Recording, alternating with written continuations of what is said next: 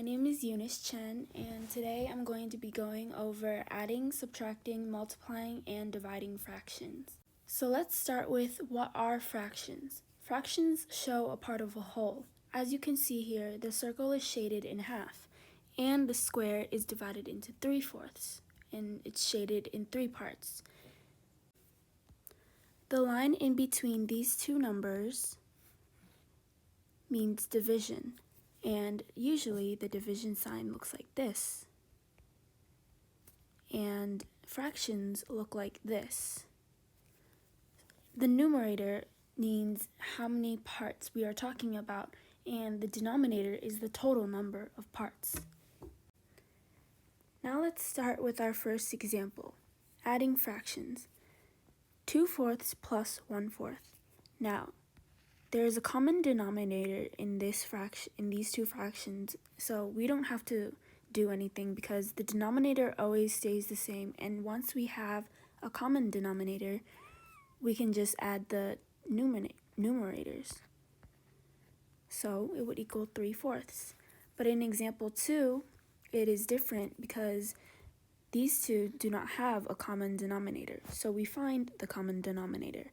Now, to find the common denominator, we need a least common multiple between these two numbers, 2 and 4. 2 times 2 equals 4. 4 times 1 equals 4.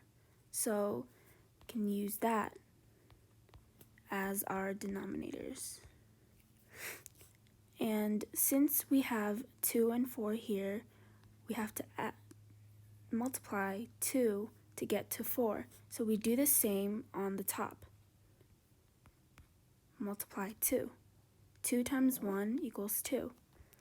And since the other denominators are the same, we don't need to do anything but multiply by 1. So be 2/4 plus 1/4, and that equals 3/4. Now let's take it up a notch. Example 3 asks 9/12 plus 6/9. So first we need to find the least common multiple between 12 and 9. We can list our common multiples here until we get the same numbers.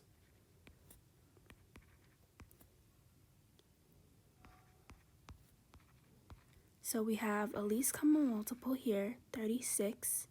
So we will use that as our denominator. Now, how do you get from 12 to 36? You multiply by 3. So we do the same to the other side. You multiply by 3. And 9 times 3 would be 27. And how do you get from 9 to 36? You multiply by 4. So we do the same to the other side. 6 times 4 is 24. Right? So now all we have to do is add 24 and 27 together because the denominator always stays the same once we have our common. 27 over 36 plus 24 over 36 equals 51 over 36. Now, 51 is greater than 36, right? So we have to simplify this. How do we simplify this?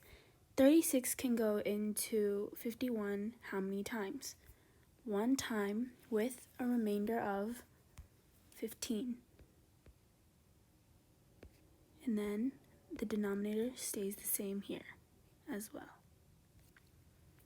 And that would be the final answer, 1/15 over 36. Moving on to subtracting fractions. In example 1, it says 2/3 minus 1/3. So since we have a common denominator, we just subtract the numerators. So 2 minus 1 would be 1 over 3. Denominator always stays the same.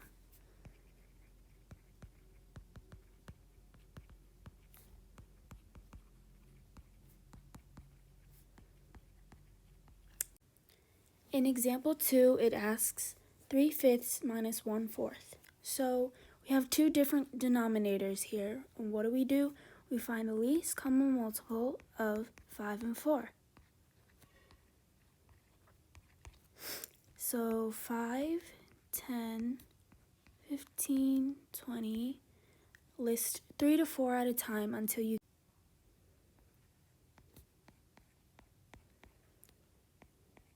Okay, so we have the same number here, so that is our least common multiple.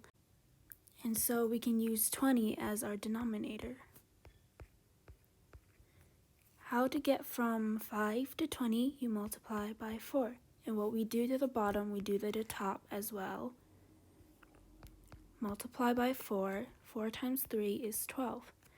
And to get to 4 to 20, you multiply by 5.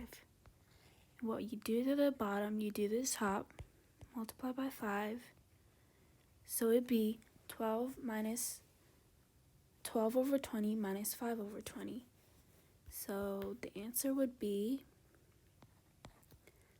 7 over 20. That's the final answer. Now for multiplying fractions. It is much simpler than you think. It is, let's say you have 1/8 times 1 over 2. All you have to do is multiply the numerator and multiply the denominator separately. So 1 times 1, 1, and 8 times 2, 16. And that would be your final answer. But in example 2, let's say you have 2/4 times 1 over 2, then you would multiply the numerator and the denominator, and you would get 2/8. 2/8, you can simplify this, right? Since it both goes into 2, you would divide it by 2 on both sides, the denominator and the numerator, and you get 1 over 4. Now let's go over a few exercises. Number 1, 2/3 times 2/5. 2 times 1 equals 2. So 2 would be the numerator. And 3 times 5 equals 15. So 15 would be the denominator. Number 2, 3/4 times 3/5. You multiply 3 and 3, and you get 9. Multiply 2 and 5, and you'll get 20.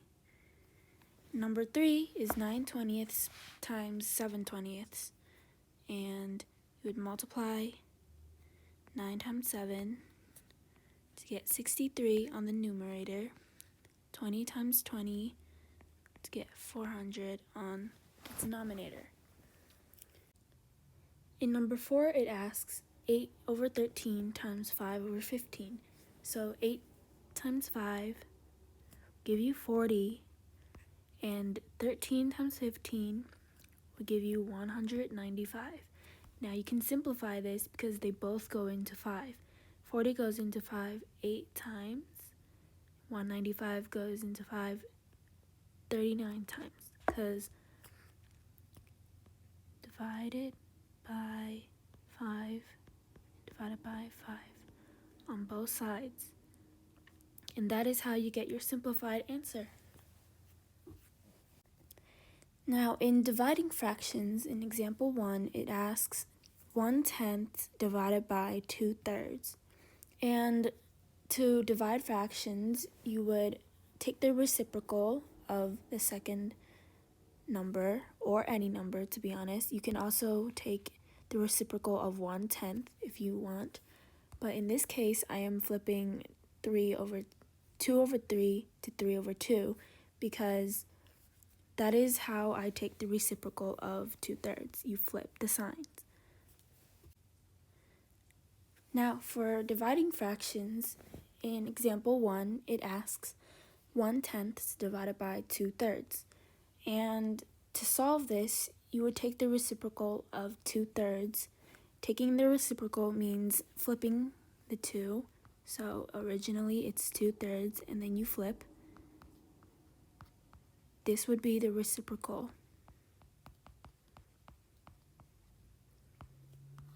Right? Just the opposite. All you have to do is flip. And also change the sign from division to multiplication, as you can see here. Because once we flip it, we have to multiply.